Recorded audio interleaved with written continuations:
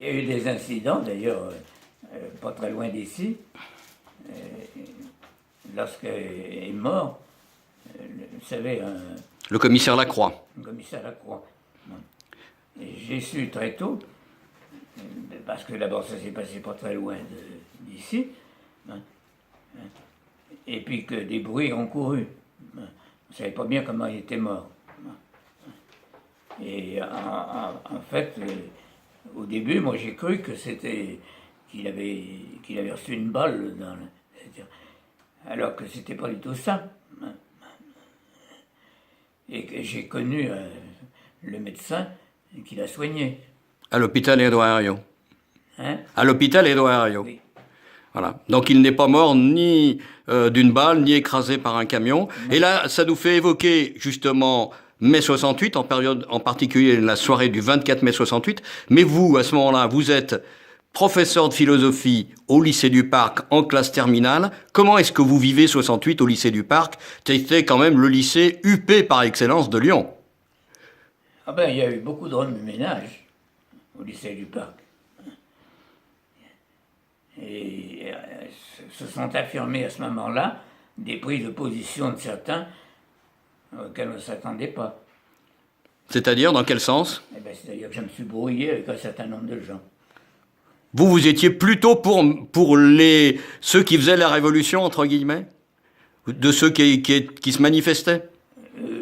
Oui, plutôt. Oui. Mais enfin, je n'étais pas forcément quand même pour n'importe quel moyen. La violence, vous, c'était pas votre problème. Et justement, dans ce cadre-là, je crois qu'au lycée du Parc, on avait très peur que ceux qui occupaient la faculté de lettres, ceux qu'on a peut-être appelés les trimards, les garçons de banlieue, viennent... Envahissent le parc, oui. Ouais. Et alors, qu'est-ce qui s'était passé?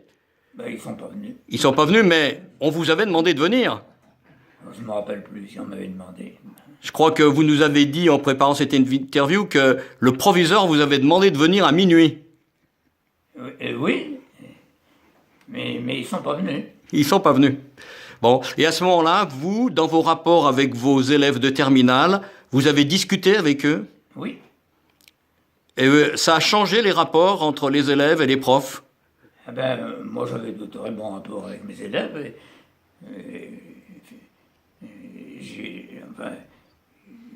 J'allais dire, j'ai collaboré avec eux. Il y a eu des réunions, machin général, Des assemblées générales? assemblée générale, dans lesquelles j'ai dit quelques mots. Et ça, ce contact avec les élèves, ça vous suivait depuis longtemps? Parce que justement, en préparant cet entretien, vous nous avez dit que dès votre premier poste au lycée Ampère, vous aviez, avec des élèves, fait un petit journal du lycée.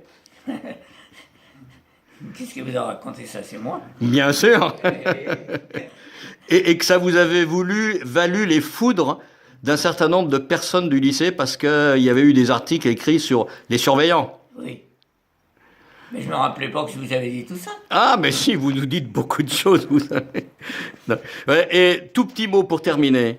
Parlez-nous, justement, dans cette période de 68, d'un de vos collègues à qui vous avez succédé, qui a laissé son nom dans la philosophie en France, Jean Lacroix.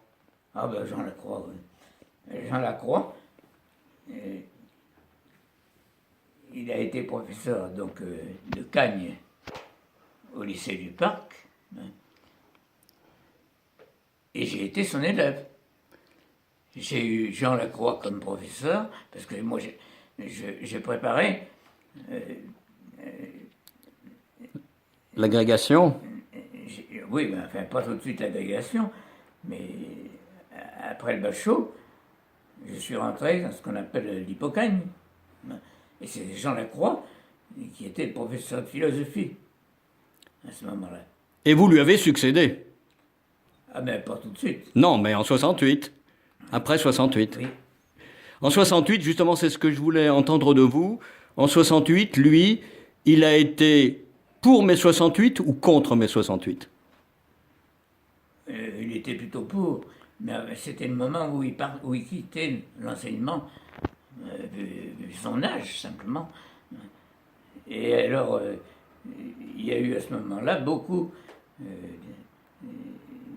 de conflits entre entre des professeurs qui n'avaient pas les mêmes options, justement. Je me rappelle, il y a eu des injures, il y a eu des gens. Ça a été assez mouvementé, hein, en parole. Ça n'a pas été jusqu'aux armes.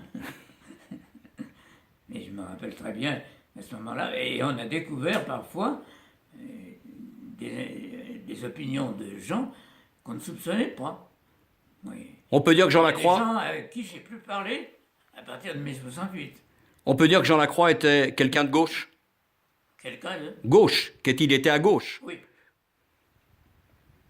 Et ça passait dans sa philosophie. gauche et en même temps très chrétien. Et ça passait dans sa philosophie.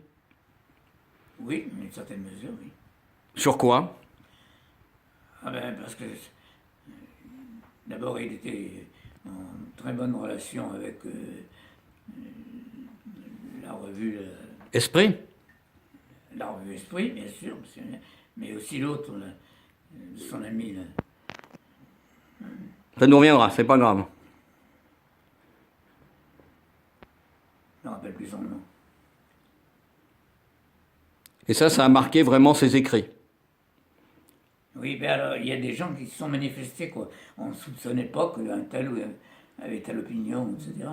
Ça obligeait les gens À se positionner sur l'échiquier. Moi, je sais qu'il y a des gens que je côtoyais souvent, etc., hein, mais avec qui je me suis brouillé à ce moment-là.